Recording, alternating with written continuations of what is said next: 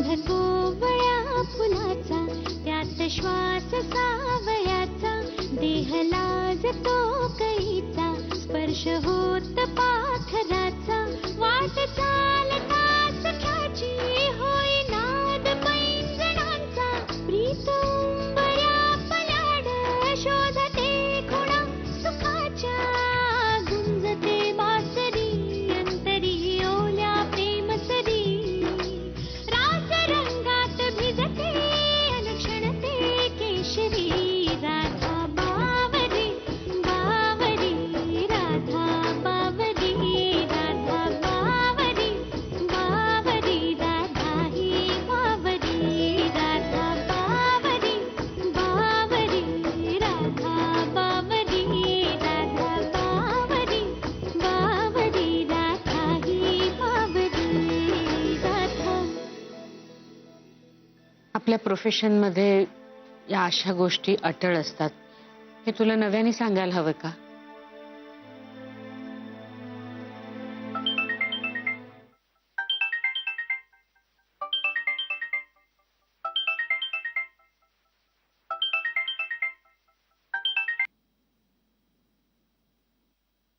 Hello, hello Radha, हा मी doctor Kedar बोलतोय. केदार, मैं सॉरी, तुला मी असा फोन केला, प्लीज गैरसमज करून घेऊ नको, पण अगं घरी खूप गडबड झाली म्हणून फोन केलाय तुला. गडबड? काय झालं? आपल्या सौरभनी यशचे 10,000 रुपये चोरले. काय? हो अगं, कोणाचा विश्वास बसेल, माझाही नाही बसला विश्वास, पण सौरभनी स्वतःच्या तोंडाने हे कबूल केलंय. हो, म्हणाला की कुठच्या तरी मित्राला 10,000 रुपयाची अर्जंट गरज होती म्हणून त्याने घेतले म्हणे.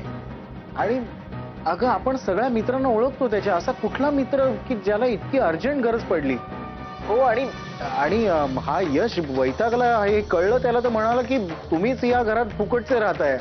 हो खरंच, तू विचार, यशला विचार.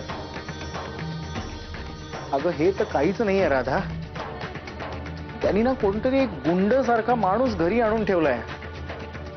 त्या माणसाने म्हणे त्याला जिमच्या मालकापासून वाचवलं म्हणे. म्हणजे झालं असं की हा जिम मध्ये फ्लर्ट करत असताना मालकाने पाहिलं आणि तो आळ त्या माणसाने स्वतःच्या अंगावर घेतला, असं तो माणूस सांगतो.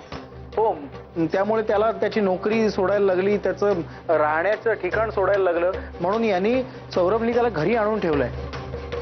आणि त्याला काय बोलायला गेलं तर सौरभ भडकून त्यावर म्हणतो की माझंही घर आहे, मी काय वाटेल ते करीन.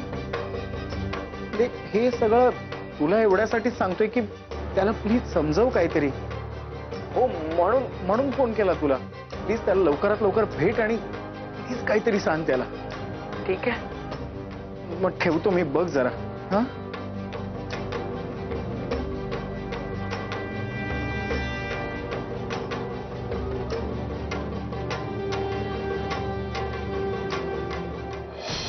राधा, राधा काय झालं? राधा काय झालं? काय म्हणाल? राधा, राधा, ए राधा, काय झालं सांग तरी मला. मी म्हंटल तिला, मला मीठ कमी खायचंय, माझा स्वयंपाक वेगळा कर, तिखटही चालत नाही मला. तू सरळ उकडलेल्या भाज्या आणि ते न्यूडल्स का काय ते आणून दिलं मला. अरे ह्याला काय अर्थ आहे का?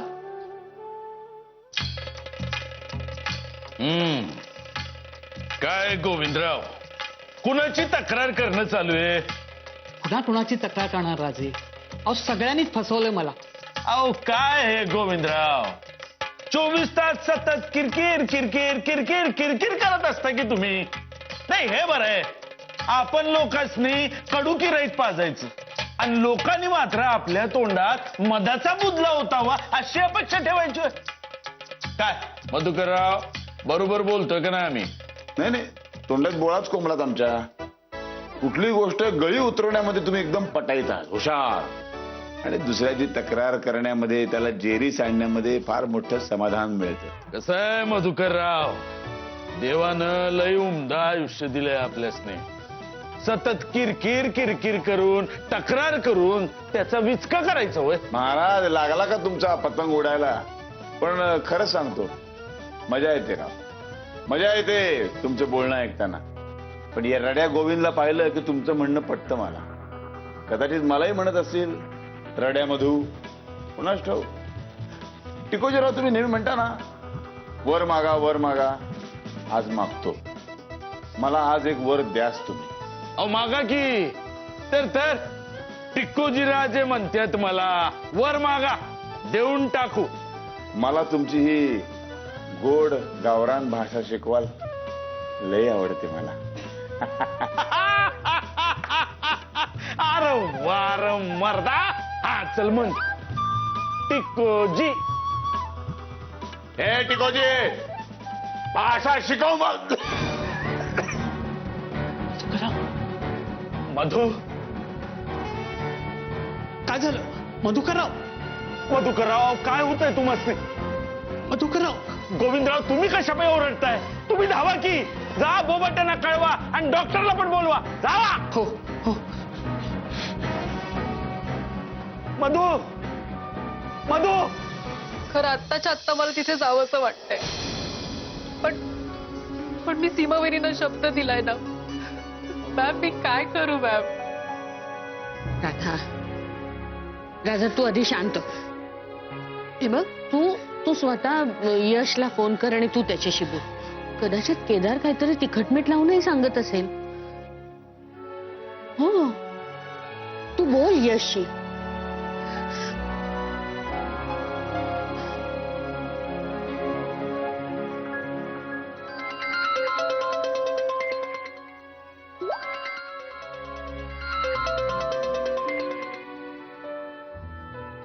हॅलो. हॅलो जीजू. हा बोल सोन्या. जीजू, आय एम सॉरी. मी सौरभच्या वतीने तुम्हाला सॉरी म्हणते. हे बघा, तो खूप डिस्टर्ब्ड आहे. आय एम शुअर त्याच्या मनात असं काही नसणार. पण पोरा तुला कसा कळला? ते महत्वाचं नाहीये, पण प्लीज तुम्ही त्याच्यावर रागू नका. इथे तुम्ही एकटेच त्याचा आधार आहात. प्लीज जीजू. ए राधा, राधा रडू नको रे. सोन्या काही एक झालेला नाही आहे. हा आता रणजी थोडी भडकली आहे. हे पण तू घाबरू नको. मी आहे ना, मी समजावतो ना तिला. हा, थँक्स जीजू. जीजू, एक निरोप द्यायचा होता. तुम्ही द्याल सौरभला? हा. दादांनी सौरभला भेटायला बोलवलंय. तिथे टिकोजीराव म्हणून दादांचे एक मित्र आहेत. हा. ते सौरभला गाईड करतील त्याच्या करिअर मध्ये. हो. प्लीज त्याला निरोप द्या. अरे हो रे. आणि प्लीज त्याला सांभाळून घ्या. हो, तू घाबरू नको. मी सगळा बरोबर करीन. हा, ठेवतो. बाय.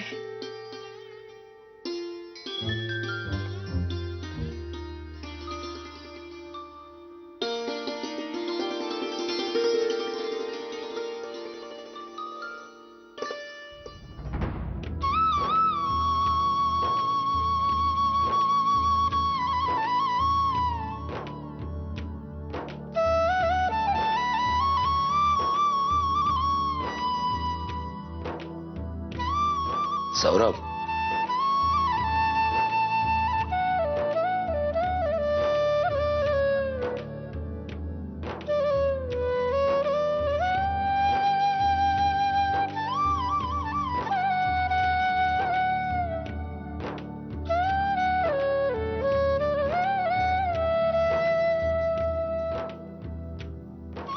ए राजा, आय एम रिअली सॉरी जीजू. I am really sorry. कशाबद्दल सॉरी? येडायस काय? अरे हा तुझा जिजू काय येडा आहे? हा, एवढीशा गोष्टीने तुला रागवेल? बोल जा, बस बस. अरे मी तुला एक महत्वाची बातमी द्यायला आलोय. मला राधाचा फोन आला होता. काय? हा, अरे ती गेली होती आश्रमात दादांना भेटायला. कसे आहेत दादा? बरे. अरे पण ती काय सांगत होती, ती म्हणे तिकडे दादांचा एक मित्र आहे, त्याला तुला भेटायचा आहे.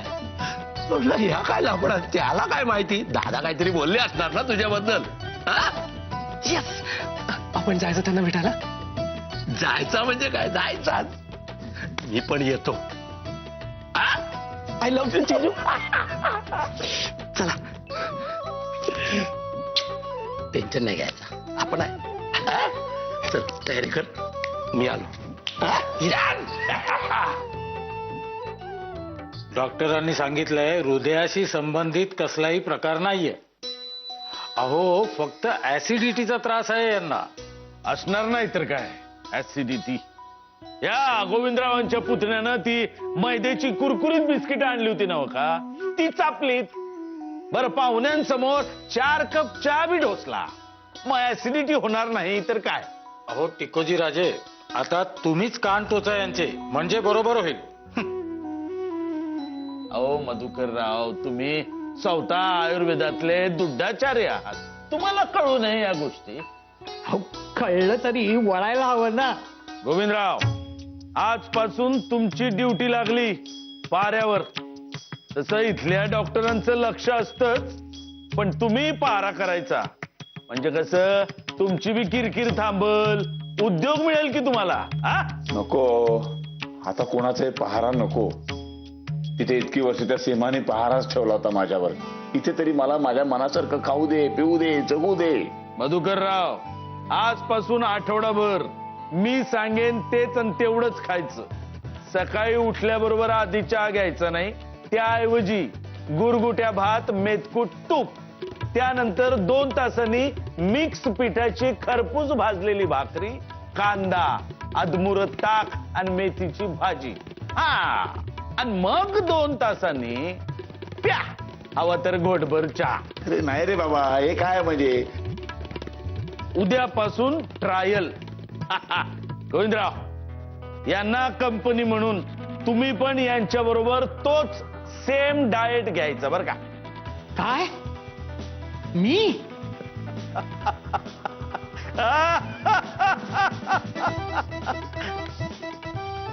शौर्या, दादांचा स्वभाव कोणाला कळलाच नाही. खरा सांगायचा तर काय बोलतो. 1 मिनिट. काय झाला? फुटली नाडी. माझ्या ना डोळ्यासमोर येत आहेत रे. आपण 2 जण दादांना भेटतोय आणि त्यांच्या समोर उभा राहिलो की त्यांच्या चेहऱ्यावर केवढे चांगले भाव येतील ना. म्हणजे माझ्या डोळ्यासमोर तेच असे दिस. राधा, काय? राधा येते.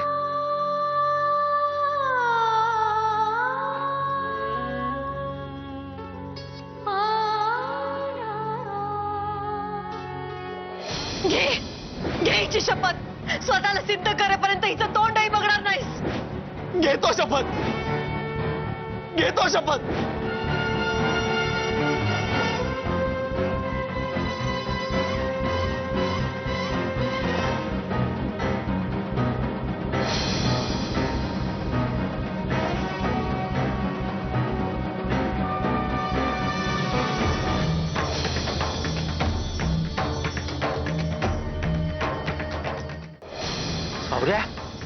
सौर्या, अरे काय झाला? जा ना, भेट ना तिला, बोल ना तिच्याशी. अरे हा तू शपथ घेतली होतीस नाही काय? अरे झाला गेला, होऊन गेला. त्या वेळेला तू बोललास. चल विसरून जा. हे बघ, प्रेमात आणि युद्धात सगळा माफ असते. अरे भेट ना तिला. नाही जिजू, आम्ही कुठल्याही परिस्थितीत शपथ मोडणार नाही. आई शपथ, तुम्ही दोघाही ना असे येडे आहेत ना. भेटू नाही शकत, बघू नाही शकत, पण बोलू तर शकता का नाही? चल, मी तिला बोलतो. तुम्ही बोलाल की नाही? हा, आलो मी.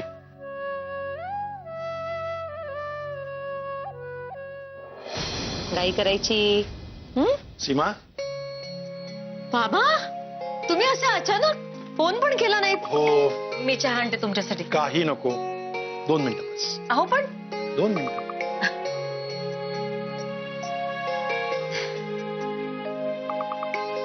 बाबा, बरं झालं तुम्ही आलात ते.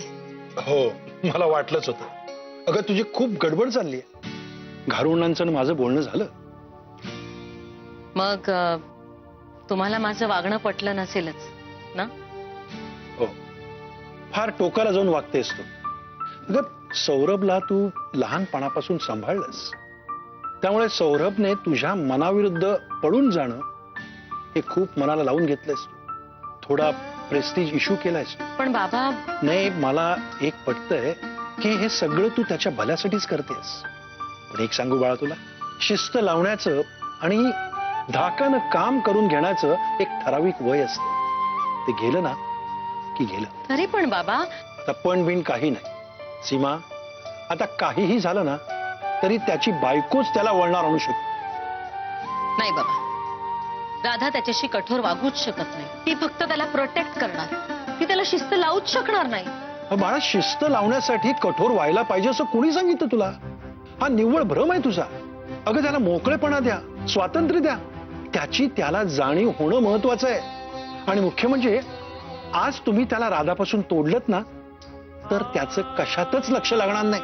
पण बाबा, आपल्याला आता आयुष्यात काहीतरी करण्याची गरज आहे हेच मुळी त्याच्या लक्षात येत नाहीये. त्याला फटके देऊनच हे सांगावं लागणार आहे. सीमा, आता मी तुला स्पष्टच सांगतो, त्याचं आयुष्य त्याला जगू दे, त्यात तू नाक खुपसू नकोस. तुझ्या आणि मार्कंडच्या बाबतीत लाख प्रश्न येतात माझ्या मनात. खूप बोलावंसं वाटतं, तसा प्रयत्नही केला मी. आणि नंतर लक्षात आलं हे आयुष्य तुझं आहे आणि त्याचे निर्णय आणि जबाबदारी हे फक्त तूच घ्यायची आहेस.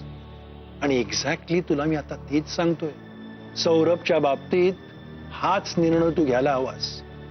त्याला त्याचा निर्णय घेऊ दे. बघ, विचार कर. आता मी आलोय तर त्याच्याशी बोलून घेईन, त्याचंही मन जाणून घेईन मी.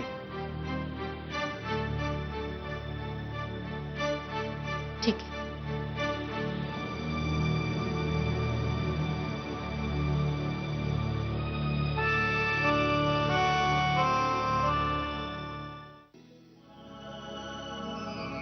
जीजू, राधा,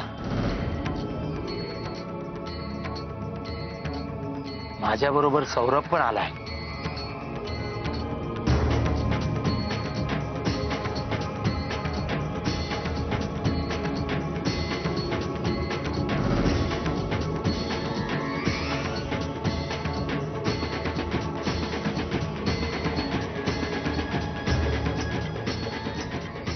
ह्या काय राधा, तू सुद्धा रे, कसला काळीज रे तुमचा असा. काय सांगू आता तुम्हाला मी. अशी येडी प्रेम करणारी माणसं मी नाही रे आयुष्यात बघितली कधी. अरे नका बघू एकमेकांकडे, पण बोला तर खरा. राधा, कसा आहेस पिल्लू? कसा असणार तुझ्याशिवाय?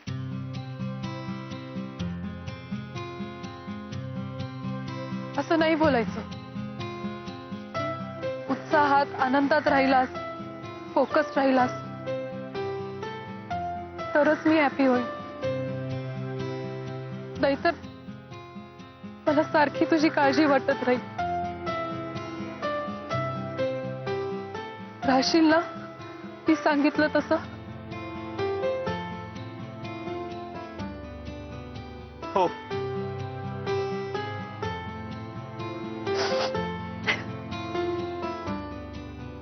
तू जसा नेहमी हसत राहतोस ना तसाच हसत राहा. तेव्हाच मला कळेल की तुला माझ्या मनातलं कळलंय. हो.